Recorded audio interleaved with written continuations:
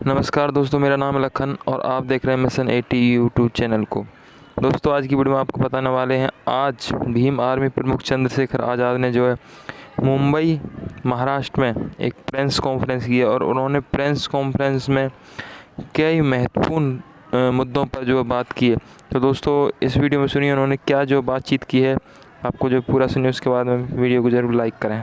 लेकिन टैक्स जो है पानी पे वो औरंगाबाद में सबसे ज्यादा है। तो सरकार टैक्स लेती है तो जनता को सुविधा क्यों नहीं देती? तो मैं समझता हूँ औरंगाबाद वासियों की तरफ से जो सबसे बड़ी समस्या थी, इस पर सबसे पहले मैं बात कर रहा हूँ कि सरकार को चाहिए, जब जो टैक्स मुंबई में भी नहीं है, पुणे में भी नहीं है, नागपुर में भी नहीं है, वो टैक्स औरंगाबाद में हैवी टैक्स, और फिर पानी की कोई सुविधा नहीं। तो आम जनमानस का ध्यान रखना सरकार की जिम्मेदारी है। सरकार इस विषय पर सोचे। दूसरा, भीमा कोरेगांव का जो इंसिडेंट हुआ था, खैरलांजी का जो प्रकरण है, उसमें जो आंदोलन साथी थे, आज तक भी उनके मुकदमे सरकार ने वापस नहीं लिए। जबकि महाराष्ट्र में जो मराठा क्रांति मोर्चा था आरक्षण के लिए, उनके मुकदमे सरकार ने वापस लिए। अच्छी बात है, कोई अपने हक के लिए बोलता है तो उस समय सरकार उसके आंदोलन को खराब करने के लिए तमाम तरह से प्रयास करती है, आंदोलन को बदनाम करने के लिए। लेकिन सरकार को समय रहते हुए जो झूठे मुकदमे लगाए गए उनको वापस ले लेना चाहिए। तो मेरी सरकार से मांग है कि भीमा कोरेगांव और खैरलांजी प्रकरण के मुकदमे वापस ले जाए। अभी तो सरकार विधायक तोड़ने में, विधायक जोड़ने में लगी हुई है। अभी तो सरकार अपने चुनाव चिन्ह के उसमें लगी, लेकिन याद रखे कि उनकी जिम्मेदारी अपनी पार्टी सरकार के से ज्यादा जनता के प्रति भी। महाराष्ट्र की जनता परेशान है, लंपी वायरस का बड़ा प्रकोप चल रहा है। एक दिन में ये तो महाराष्ट्र का 6800 करीब गायों के साथ जो है उनकी जान जा रही है। सरकार ने अभी तक कोई मुआवजा किसानों को नहीं दिया। बारिश के कारण किसानों की फसल जो है वो खराब हो गई है। 25% मुआवजा दे रही है सरकार, तो 50% तो किसान की वो लगती है उसमें आमद। वो जो अपनी मेहनत करता है, बीज लगाता है, रुपाई करता है, खाद डालता है, उसमें 50% लग जाता है। तो 25% देने से अच्छा जो है सरकार को चाहिए कि उनको ज्यादा मुआवजा दे, जिससे कि उनकी जिंदगी, किसानों की जिंदगी में आसानी बने। एक जो और बड़ा मामला है, महात्मा ज्योतिबा फूले आर्थिक महामंडल, इसके अनुसार जो लोन दिया गया है, अन्ना भाऊ साठे, SC/ST, संत रोहिदास, चर्मोद्योग, मौलाना आजाद अल्पसंख्यक आर्थिक विकास मंडल के जितने भी लाभकारी हैं। पहली बात तो क्योंकि कोरोना के बाद वैसे ही हालात खराब है, आर्थिक कमजोरी हो रही है, तो आम जो लोग किसी कारण से जो है वो अपना लोन नहीं चुका पाए, उनके कारण नया लोन मिलना बंद हो गया। तो मैं सरकार से मांग करूंगा, सरकार तो अपने पूंजीपति मित्रों के इतने बड़े बड़े लोन माफ करती है, तो यहाँ के आम जो है लोग, उनका इतना ये जो लोन है उसको माफ करे, जिससे कि उनकी वो जो आज सुसाइड करने के कगार पे चले गए, उनकी जिंदगी सेफ। ये महाराष्ट्र की धरती जो है, ये राष्ट्रपिता ज्योतिबा फूले की धरती है, माँ फातिमा शेख, माँ सावित्रीबाई फूले की धरती है। और यहाँ स्कूल खोले उन्होंने, लेकिन पिछले कुछ ही समय 1600 से ज्यादा स्कूल बंद हुए। और इन सरकारी स्कूलों में कौन पढ़ता है? ये आप और मैं जानते हैं कि गरीब, आर्थिक रूप से कमजोर वर्ग के जो लोग हैं, SC/ST, OBC, माइनॉरिटी के लोग इन स्कूलों में पढ़ते हैं बच्चे। उनको बंद करके जो है ना, वो शिक्षा का रास्ता बंद किया जा रहा है। क्योंकि हम तो ये समझते हैं कि बाबा साहब अम्बेडकर ने कहा कि शिक्षा शेरनी का वो दूध है जो पिएगा वो दहाड़ेगा। अगर शिक्षा के दरवाजे बंद हो जाएंगे तो हम लोग तरक्की कैसे करेंगे? हम पे तो शिक्षा एक ऐसा हथियार है, क्योंकि सरकार हमें लोन भी नहीं देती, हम पे रोजगार भी नहीं है, नौकरियां भी इतनी पर्याप्त नहीं है। तो हम शिक्षा के द्वारा पढ़ के छोटे मोटे बिजनेस करके, प्राइवेट काम करके आगे बढ़ रहे हैं। सरकार उसके रास्ते को बंद कर रही है, ये खतरनाक है। ये सोची समझी साजिश लगती है, जिससे कि गरीब, शोषित वर्ग के बच्चे जो पढ़ ना पाए। एक और बड़ा इशू है, डॉक्टर बाबा साहब अम्बेडकर रिसर्च सेंटर जो है, उसके जो PhD धारक है, मैं मांग करता हूं कि उनको सभी को फेलोशिप दी जाए, जिससे कि वो बच्चे पढ़ लिख के महाराष्ट्र के लिए योगदान दे, देश के लिए योगदान दे और दुनिया में महाराष्ट्र का नाम रोशन करे। और अब एक जो सबसे इम्पोर्टेंट मामला जो आजकल बड़े पैमाने पर चल रहा है महाराष्ट्र में, उसकी बात इसलिए करनी पड़ेगी क्योंकि RSS का हेडक्वार्टर नागपुर में है। मैं पिछले कुछ दिनों से देख रहा हूं कि मोहन भागवत जी बड़े बदले से नजर आ रहे हैं। उनके स्टेटमेंट भी थोड़े से बदल गए हैं, उनकी भाषा शैली में परिवर्तन। वो कह रहे हैं कि जाति खत्म कर देनी चाहिए, वर्ण खत्म कर देना चाहिए, शमशान नल एक होने चाहिए। तो मुझे लगता है देर से शायद एहसास हुआ। इतने लंबे समय तक जिन्होंने गैर बराबरी को सींचा हो, आज उनकी बातों में बदला असर इस बात को महसूस करा रहा है कि कोई और षड्यंत्र जो है इन वर्गों के खिलाफ हो रहा है। क्योंकि अब पिछले 5 साल में जो संघर्ष हम लोगों ने किया, उसके बाद आदिवासी हों, ओबीसी के लोग हों, शेड्यूल कास्ट के लोग हों, शेड्यूल ट्राइब के लोग हों या माइनॉरिटी के लोग हैं, वो अपने अपने हिस्से की लड़ाई लड़ने लगे।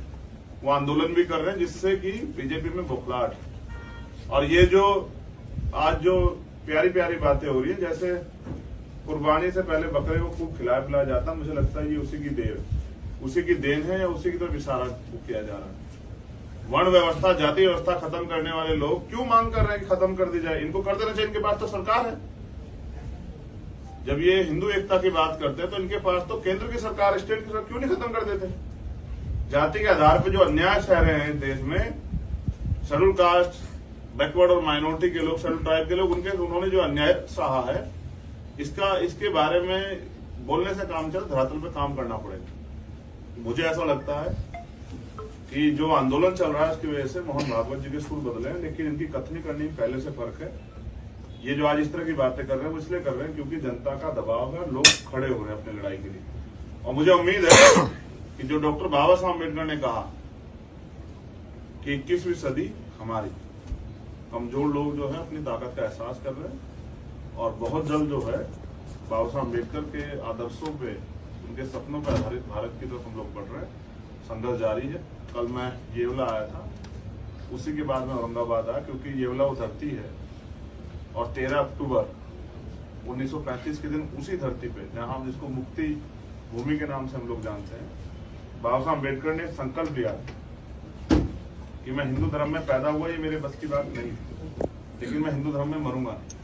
और फिर आज के दिन 14 अक्टूबर को, वैसे वो तिथि विजयदशमी की, लेकिन आज के दिन तिथि के हिसाब से 14 अक्टूबर 1956 को बाबा साहब ने बौद्ध धर्म की दीक्षा ली। तो पूरे देशवासियों को भी धम्म चक्र परिवर्तन दिवस की हार्दिक बधाई, और मीडिया बंधुओं को भी। और मेरा भी ये मानना है कि बाबा साहब के आदर्शों पर चल के आने वाले समय में उनके अनुयायी, बाबा साहब ने लाखों लोगों के साथ बौद्ध धर्म की दीक्षा ली थी, हम लोग करोड़ों लोगों के साथ जो है बौद्ध धर्म की दीक्षा लेके इस देश को बौद्ध में भारत बनाने के लिए, यानी कि मानवता का राज लाने के लिए काम करेंगे। ऐसा संकल्प भी कल हम लोगों ने वहां किया है। धन्यवाद। अभी मीडिया के साथियों कोई सवाल हो तो पूछे, लेकिन मैं एक बात को और बता दूं, औरंगाबाद में अभी सड़कों पे पानी ज्यादा है, घरों में पानी कम आ रहा है। मैं जब कल रात औरंगाबाद आया तो मैं पूछ रहा था इनसे कि भाई सबसे ज्यादा परेशानी की समस्या क्या है औरंगाबाद? जिस जिले में हम लोग हैं वहाँ जानना बहुत जरूरी है। तो पता लगा कि 5-6 दिन में एक बार पानी आता है। तो बारिश की वजह से सड़कों पे पानी तो है, लेकिन घरों में पानी नहीं, और किस समय पानी आता है ये भी नहीं पता है। लेकिन टैक्स जो है पानी पे, वो औरंगाबाद में सबसे ज्यादा है। तो सरकार टैक्स लेती है तो जनता को सुविधा क्यों नहीं देती? तो मैं समझता हूँ औरंगाबाद वासियों की तरफ से जो सबसे बड़ी समस्या थी, इस पर सबसे पहले मैं बात कर रहा हूँ कि सरकार को चाहिए, जब जो टैक्स मुंबई में भी नहीं है, पुणे में भी नहीं है, नागपुर में भी नहीं है, वो टैक्स औरंगाबाद में हैवी टैक्स, और फिर पानी की कोई सुविधा नहीं। तो आम जनमानस का ध्यान रखना सरकार की जिम्मेदारी है, सरकार उस विषय पर सोचे। दूसरा, भीमा कोरेगांव का जो इंसिडेंट हुआ था, खैरलांजी का जो प्रकरण है, उसमें जो आंदोलन साथी थे, आज तक भी उनके मुकदमे सरकार ने वापस नहीं लिए। जबकि महाराष्ट्र में जो मराठा क्रांति मोर्चा था आरक्षण के लिए, उनके मुकदमे सरकार ने वापस लिए। अच्छी बात है, कोई अपने हक के लिए बोलता है तो उस समय सरकार उसके आंदोलन को खराब करने के लिए तमाम तरह से प्रयास करती है, आंदोलन को बदनाम करने के लिए। लेकिन सरकार को समय रहते हुए जो झूठे मुकदमे लगाए गए उनको वापस ले लेना चाहिए। तो मेरी सरकार से मांग है कि भीमा कोरेगांव और खैरलांजी प्रकरण के मुकदमे वापस ले जाए। अभी तो सरकार विधायक तोड़ने में, विधायक जोड़ने में लगी हुई है। अभी तो सरकार अपने चुनाव चिन्ह के उसमें लगी, लेकिन याद रखें कि उनकी जिम्मेदारी अपनी पार्टी सरकार के से ज्यादा जनता के प्रति भी है।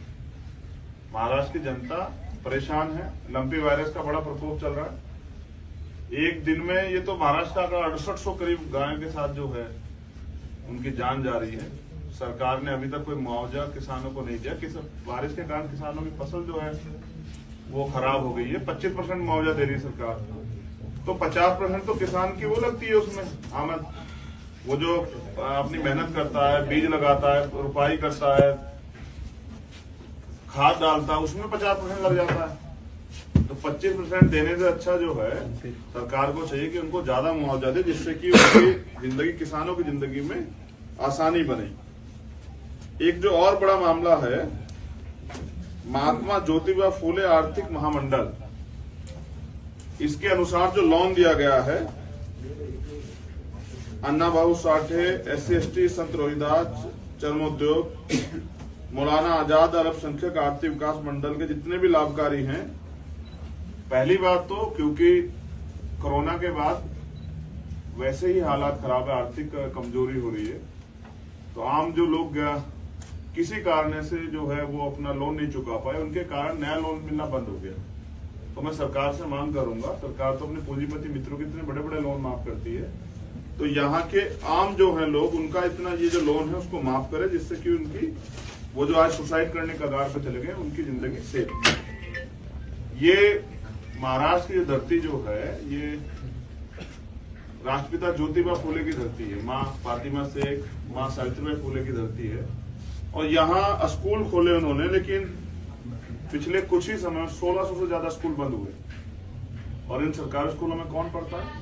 ये आप और मैं जानते हैं कि गरीब, आर्थिक रूप से कमजोर वर्ग के जो लोग हैं, SC/ST, OBC, माइनॉरिटी के लोग इन स्कूलों में पढ़ते हैं बच्चे, उनको बंद करके जो है ना वो शिक्षा का रास्ता बंद किया जा रहा है। क्योंकि हम तो ये समझते हैं कि बाबा साहब अम्बेडकर ने कहा कि शिक्षा शेरनी का वो दूध है जो पिएगा वो दहाड़ेगा।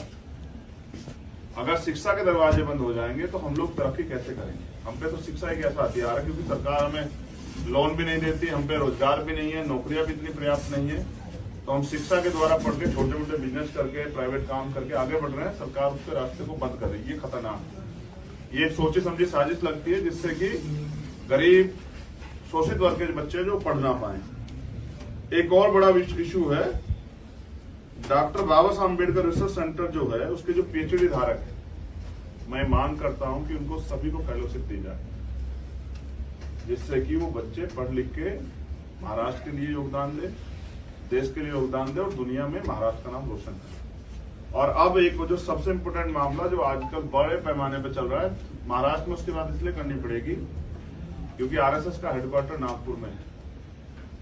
मैं पिछले कुछ दिनों से देख रहा हूं कि मोहन भागवत जी बड़े बदले से नजर आ रहे हैं। उनके स्टेटमेंट भी थोड़े से बदल गए हैं, उनकी भाषा शैली में परिवर्तन। वो कह रहे हैं कि जाति खत्म कर देनी चाहिए, वर्ण खत्म कर देना चाहिए, शमशान नल एक होने चाहिए। तो मुझे लगता है देर से शायद एहसास हुआ, इतने लंबे समय तक जिन्होंने गैर बराबरी को सींचा हो, आज उनकी बातों में बदला असर इस बात को महसूस करा रहा है कि कोई और षड्यंत्र जो है इन वर्गों के खिलाफ हो रहा है। क्योंकि अब पिछले 5 साल में जो संघर्ष हम लोगों ने किया, उसके बाद आदिवासी हों, OBC के लोग हों, शेड्यूल कास्ट के लोग हों, शेड्यूल ट्राइब के लोग हों या माइनॉरिटी के लोग हैं, वो अपने अपने हिस्से की लड़ाई लड़ने लगे।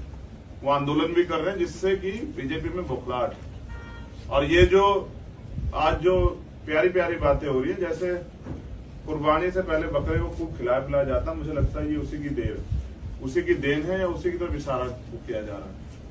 वर्ण व्यवस्था, जाति व्यवस्था खत्म करने वाले लोग क्यों मांग कर रहे हैं कि खत्म कर दी जाए? इनको कर देना चाहिए, इनके पास तो सरकार है। जब ये हिंदू एकता की बात करते हैं तो इनके पास तो केंद्र की सरकार, स्टेट की सरकार, क्यों नहीं खत्म कर देते? जाति के आधार पर जो अन्याय सह रहे हैं देश में, शेड्यूल कास्ट, बैकवर्ड और माइनॉरिटी के लोग, शेड्यूल ट्राइब के लोग, उन्होंने जो अन्याय सहा है, इसके बारे में बोलने से काम चल, धरातल पे काम करना पड़ेगा। मुझे ऐसा लगता है कि जो आंदोलन चल रहा है उसकी वजह से मोहन भागवत जी के स्कूल बदले हैं, लेकिन इनकी कथनी करनी पहले से फर्क है। ये जो आज इस तरह की बातें कर रहे हैं वो इसलिए कर रहे हैं क्योंकि जनता का दबाव है, लोग खड़े हो रहे हैं अपनी लड़ाई के लिए। और मुझे उम्मीद है कि जो डॉक्टर बाबा साहब अम्बेडकर ने कहा कि 21वीं सदी हमारी, कमजोर लोग जो है अपनी ताकत का एहसास कर रहे हैं और बहुत जल्द जो है बाबा साहब अम्बेडकर के आदर्शों पे, उनके सपनों पर आधारित भारत की तरफ हम लोग बढ़ रहे हैं। संघर्ष जारी है। कल मैं येवला आया था, उसी के बाद में औरंगाबाद आया, क्योंकि येवला वो धरती है और 13 अक्टूबर 1935 के दिन उसी धरती पे, जहां हम जिसको मुक्ति भूमि के नाम से हम लोग जानते हैं, बाबा साहब अम्बेडकर ने संकल्प लिया कि मैं हिंदू धर्म में पैदा हुआ, ये मेरे बस की बात नहीं, लेकिन मैं हिंदू धर्म में मरूंगा। और फिर आज के दिन 14 अक्टूबर को, वैसे वो तिथि विजयदशमी की है, लेकिन आज के दिन तिथि के हिसाब से 14 अक्टूबर 1956 को बाबा साहब ने बौद्ध धर्म की दीक्षा ली। तो पूरे देशवासियों को भी धम्म चक्र परिवर्तन दिवस की हार्दिक बधाई, और मीडिया बंधुओं को भी। और मेरा भी ये मानना है कि बाबा साहब के आदर्शों पर चल के आने वाले समय में उनके अनुयायी, बाबा साहब ने लाखों लोगों के साथ बौद्ध धर्म की दीक्षा ली थी, हम लोग करोड़ों लोगों के साथ जो है बौद्ध धर्म की दीक्षा लेके इस देश को बौद्धमय भारत बनाने के लिए, यानी कि मानवता का राज लाने के लिए काम करेंगे। ऐसा संकल्प भी कल हम लोगों ने वहां किया है। धन्यवाद। अभी मीडिया के साथियों कोई सवाल हो तो पूछे, लेकिन मैं एक बात को और बता दूं